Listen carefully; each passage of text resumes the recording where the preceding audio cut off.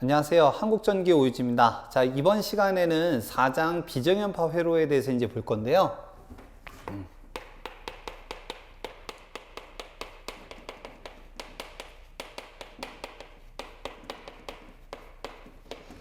자, 이 비정연파 회로하고 그 다음에 이제 뭐 뒤에서도 얘기하겠지만 5장 기하학적 회로망은 계산 위주예요. 여기는 이제 계산 위주고, 그리고 우리가 2장과 3장 교류, 단상교류회로, 삼상교류회로 여기에 기본적인 내용만 잘 이해하고 있다면 4장은 의외로 되게 간단합니다. 내용도 그렇게 많진 않아요. 근데 실질적으로 여기 문제가 시험 문제로 나왔을 때 손도 못 대시는 분들이 굉장히 많아요. 그게 이제 왜 그러냐면 제가 생각할 땐 그래요. 교류 기본식을 잘 이해를 못 하시기 때문에 그래요. 그래서 좀 여기에 어떤 내용이 있는지 좀 보겠습니다. 자, 비정연파 회로 좀 보죠.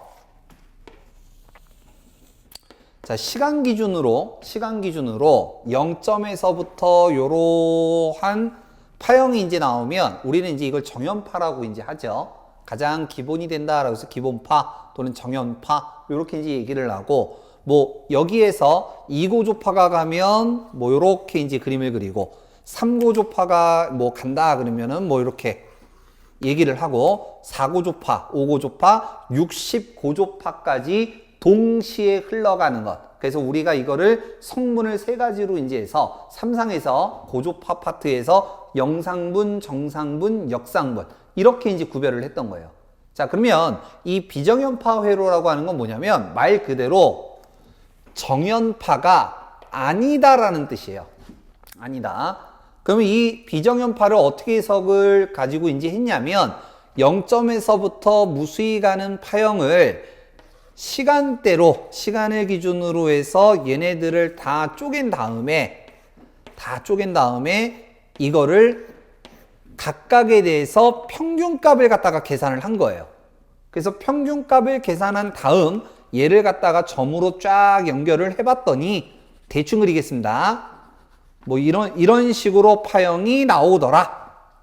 이거를 우리는 비정연파라고 이제 한 거죠. 그래서 비정연파를 얘기한 사람이 있겠죠. 그걸 누가 이제 얘기냐면 퓨리에라는 사람이 있습니다. 퓨리에.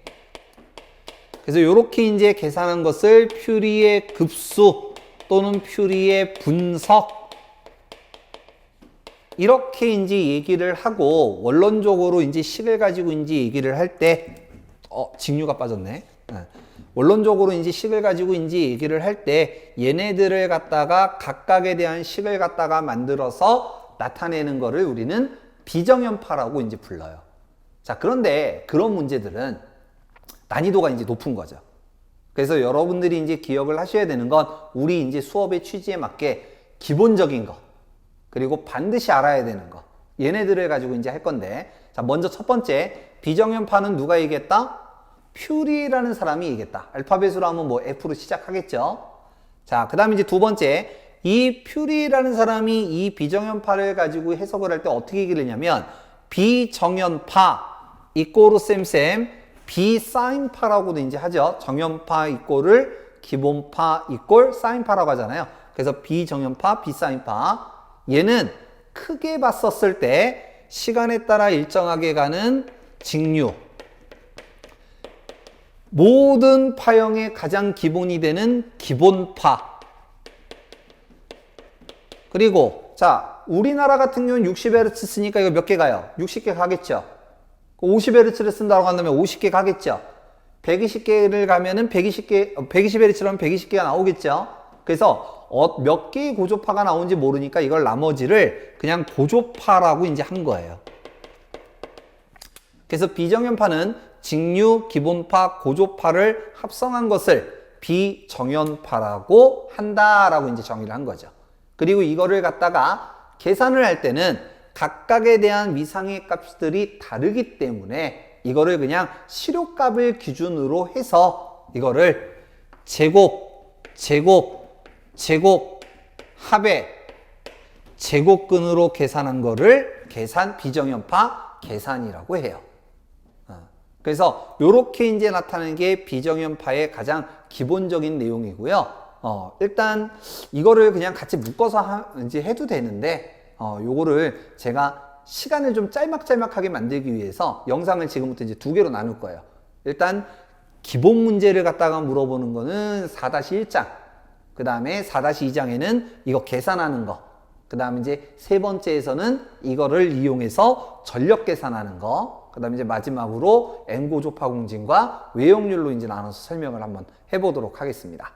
자, 그러면 먼저 기본 문제 요거 한번 풀어보도록 하겠습니다. 자, 문제 한번 보도록 하겠습니다.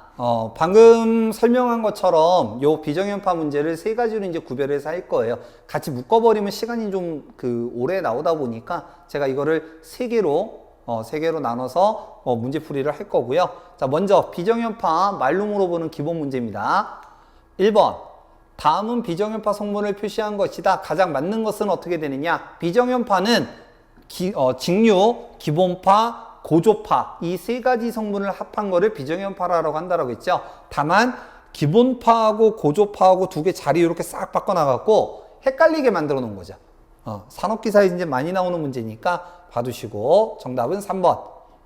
자, 다음 2번. 비정연파를 여러 개의 정연파의 합으로 표시하는 방법은 뭐냐라고 이제 했는데 이게 비정연파 계산 얘기하는 거죠. 그래서 이걸 누가 얘기했다고요? 퓨리라는 사람이 이제 얘기했다라고 했죠. 그래서 정답이 3번 되겠습니다.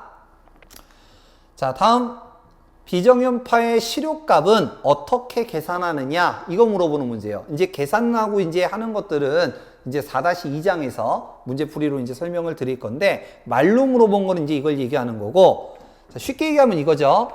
직류 플러스 기본파 플러스 고조파로 되어 있는데 이거를 제곱 합의 제곱근으로 표시하는 게 비정연파 계산하는 방법이죠.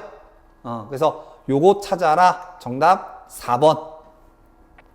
각 파의 시료값 제곱의 합의 제곱근 루트 얘기하는 거죠. 그래서 정답 4번이 되겠고, 자, 4번. 주기적인 구형파의 신호의 합성은 어떤 현상이냐라고 이제 있는데 이게 뭐냐면, 자, 우리가 파형에서 여러 개의 파형을 막 이렇게 좀 보낼 거 아니에요? 막 이렇게 보내겠죠? 이때 얘네들을 합쳤더니 구형파로 나오더라라는 거예요. 구형파로. 그러면 이 구형파는 여러 개의 고조파가 합쳐져서 나온 파형이잖아요. 항상 시험 문제가 이 구형파로만 나왔기 때문에 여러분들이 이것만 기억하시면 되는데, 참고적으로 구형파만 나오라는 법 있어요? 반파가 나올 수도 있고, 반파정연파, 뭐 삼각파가 나올 수도 있고, 사다리꼴 모양으로 생긴 제형파가 나올 수도 있고, 여러 가지가 나올 수 있잖아요.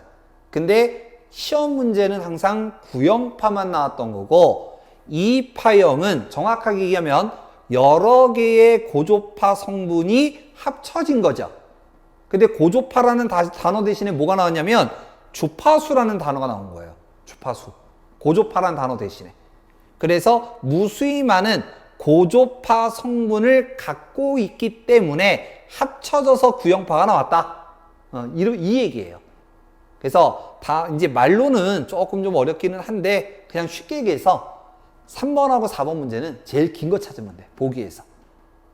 그래서 요 네 문제가 대표적으로 비정연파 관련된 문제 중에서 말로 물어보는 문제 대표적인 문제입니다. 그래서 이렇게 보시면 될 것 같고, 일단 첫 번째 영상, 4장의 첫 번째 영상은 비정연파 말로 이제 물어보는 문제였고요. 그 다음에 이제 두 번째 영상에서는 이거를 가지고 계산 문제 형태로 한번 나타내도록 하겠습니다. 자, 그러면 여기까지 하고요. 두 번째 영상에서 계속 이어서 보도록 하겠습니다. 감사합니다.